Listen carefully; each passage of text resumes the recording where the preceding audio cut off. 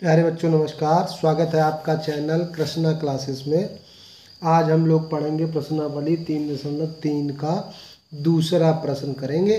पहले प्रश्न के सारे पार्ट हम लोगों ने कर लिए हैं। वो वीडियो अगर आपने नहीं देखा तो उसको पहले देख लीजिए, कर लीजिए, सीख लीजिए कौन कौन सी विलोपन विधि और प्रतिस्थापन विधि।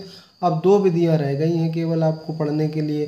पहले 4 विधियाँ हुआ करती थी, तो अब 2 विधियाँ रह गई हैं, तो बहुत सरल कर दिया गया है। अब देखिए, ये प्रश्न कई बार आपसे पूछा गया है, जिसको मैं बताने जा रहा हूँ। उसका पूरा हल देखिएगा, समझ लीजिएगा। ऐसा प्रश्न भिन्न वाला जब तक पूछ दिया जाता बोर्ड एग्जाम में, जब भी आपसे भिन्न पूछा जाए, तब आप यहाँ हम लोग क्या पढ़ रहे हैं, 2 चर वाले रैखिक समीकरण। तो भिन्न भी 2 भागों से मिलकर बनती है। एक भाग ऊपर लिखा जाता है, एक नीचे लिखा जाता है। तो उसी को हम मान लेते हैं x/y। जो ऊपर वाला भाग होता है उसको अंश कहते हैं और नीचे वाले भाग को हर कहते हैं। इतनी बात समझ में आ गई। ये तो आपको मानना ही मानना है हर भिन्न वाले सवाल में। फिर सवाल को पढ़ना है और एक दो उसमें बातें कही गई होगी। तो प्रथम बात जो है उसको प्रथम शर्त कह देते हैं। प्रथम शर्त कितनी है? यदि हम अंश में 1 जोड़ दें तथा हर में 1 घटा दें तो भिन्न 1 में बदल जाती है। यहाँ स्टॉप लग गया, तो यानी कि ये एक बात हो गई, प्रथम शर्त हो गई। अब आपको पता है कि अंश हमारा x है, हर हमारा y है। वो कह रहा है कि अगर अंश में 1 जोड़ दें, x है, अंश इसमें 1 जोड़ दें तो x+1 हो गया। फिर कह रहा है हर में 1 घटा दें, हर कितना है आपका y, और y में 1 घटा दें तो -1 हो जाएगा। तो वो कहता है कि ये भिन्न 1 हो जाती है, यानी कि ये टोटल कितना है, ये टोटल सॉल्व करोगे तो 1 बन जाएगा। तो इसको हम 1/1 लिख देते हैं। कोई अंतर पड़ा तो 1 ही तो रहेगी, 1 में 1 का भाग देंगे। क्यों किया? क्योंकि इसको सॉल्व करने के लिए कैंची गुणा किया जाता है। तो नीचे वाली संख्या का ऊपर वाली संख्या में, इधर नीचे वाली का ऊपर वाले। तो 1 का गुणा x+1 में करेंगे तो x+1 ही रहेगा। इधर y-1 का गुणा करेंगे 1 में तो y-1 ही रहेगा। और दूसरा पार्ट में आपको उसने कह दिया कि विलोपन विधि से सारे सवाल लगाने हैं। तो विलोपन विधि के लिए आपको समीकरण बनाने पड़ेंगे। x और y इधर ले आइए आप, तो x-y हो गया। 1 इधर है पहले से ये वाला, ये -1 वाला इधर आएगा तो +1 हो जाएगा 0। यानी कि एक समीकरण बना जाके x-y धन 2 बराबर 0। ये बन गया समीकरण 1। ठीक है, इतनी बात समझ में आई है कि नहीं समझ में आई है? कोई बात अगर समझ में नहीं आ रही है तो वहाँ पे कमेंट ज़रूर करिएगा। मैं आपके प्रश्न जो भी आपका डाउट होगा उसका उत्तर ज़रूर दूंगा। अब दूसरी बात देखिए, अब यहाँ जब फुल स्टॉप हो गया, यहीं से दूसरी बात शुरू हो रही है। तो इसको हम कह देते हैं दूसरी शर्त।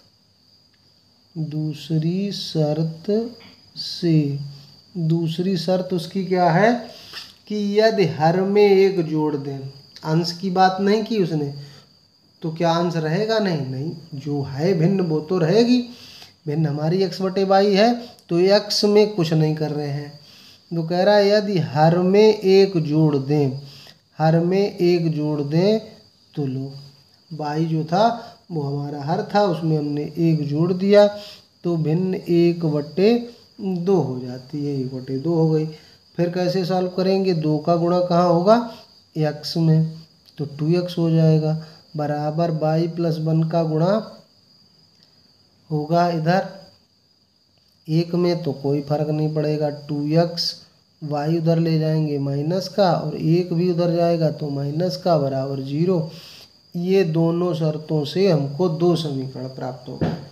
ऐसे हर एक भिन्न वाले सवाल में आपको 2 शर्तें मिल जाएंगी। तो अगर ये समीकरण बनाना सीख गए हैं आप, तो वीडियो को लाइक करो भैया, चैनल को सब्सक्राइब करो। ऐसे ही बहुत अच्छी तरह से मैं आपको सारे सवाल समझाऊंगा। अपने दोस्तों के साथ शेयर करो इस चैनल को, बताओ इसके बारे में। अब देखो हमको क्या करना है, विलोपन विधि लगानी है। तो विलोपन विधि में क्या होता है, एक चर के गुणांक पहले बराबर करने होते हैं। यहाँ y और y के गुणांक बराबर हैं, तो हम क्या करें, घटाएं या जोड़ें समीकरण 1 और 2 को। तो जब देखो हम कई बार बता चुके हैं कि चिन्ह एक जैसे हो तो समीकरणों को घटाएं। तो समीकरण 1 से समीकरण 2 को घटाते हैं। समीकरण 1 है x माइनस वाई धन 2 बराबर 0। दूसरा है 2x माइनस वाई माइनस 1 बराबर 0। अब यहाँ लाइन कर लिया करो और थोड़ी लंबी लाइन निकाल दिया करो इधर, और इस साइड लिख दिया करो जो आपने किया है, घटाया है या जोड़ा है।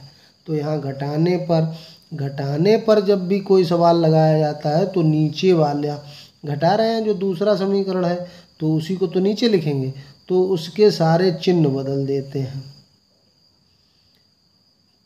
प्लस की जगह माइनस हो गया, माइनस की जगह प्लस, माइनस की जगह प्लस, ये हो गया आपका। यहाँ देखो ये प्लस की वाई हो गई, ये माइनस की वाई, दोनों विपरीत चिन्ह के हैं, खत्म हो गए।